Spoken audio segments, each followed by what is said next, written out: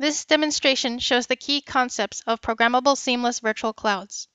In this single-tenant view, the tenant Infrastructure as a Service administrator has already created an instance of a programmable seamless virtual cloud on demand using this 3D graphical user interface, or by using a script that calls our REST API. This tenant, T1, has already deployed a distributed media application on the SeamlessCloud instance, where clients running on virtual machines will receive video streams from remote video servers running on other virtual machines.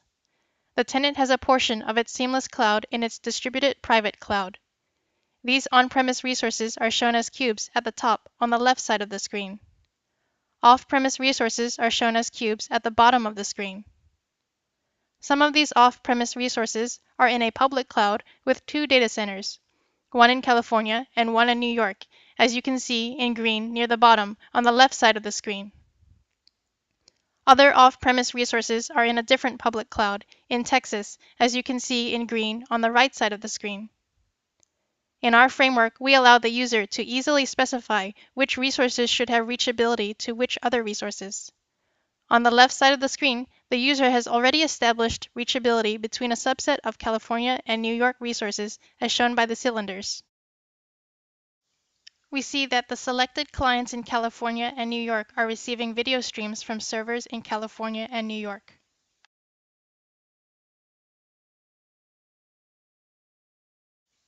The user is going to grow the Seamless Virtual Cloud instance by adding a new on-premise site in Texas. They are adding on-premise resources to the on-premise site in Texas.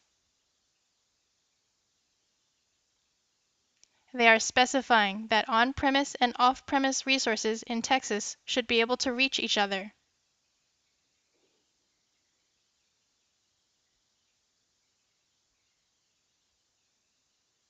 They are submitting the changes to our engine.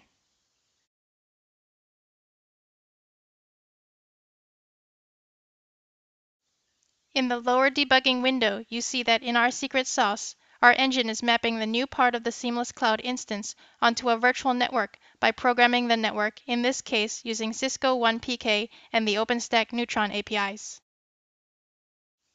We are now waiting for the routes to be propagated through the physical network. In our lab testbed, we have many routers and switches in between the on-premise and off-premise resources.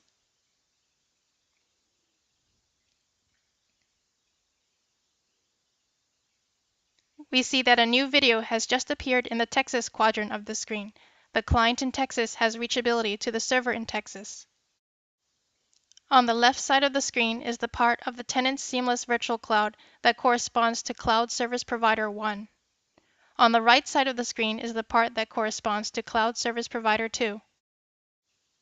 The tenant will bridge across the 2 cloud service providers so that all of the selected clients and servers can reach each other.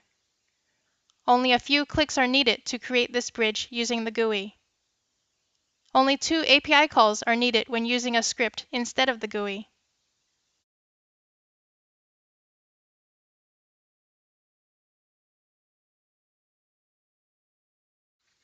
In these 2 debugging windows, you see that our engine code runs on each of the 2 cloud service providers and programs the network on both sides.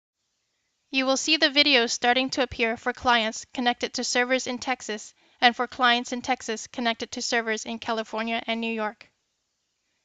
Now all selected resources have reachability to each other.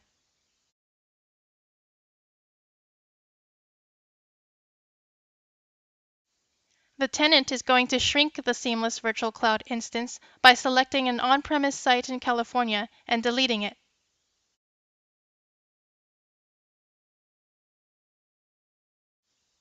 In the upper debugging window, our engine has programmed the virtual network so that the resources specified by the tenant are no longer part of the Seamless Virtual Cloud.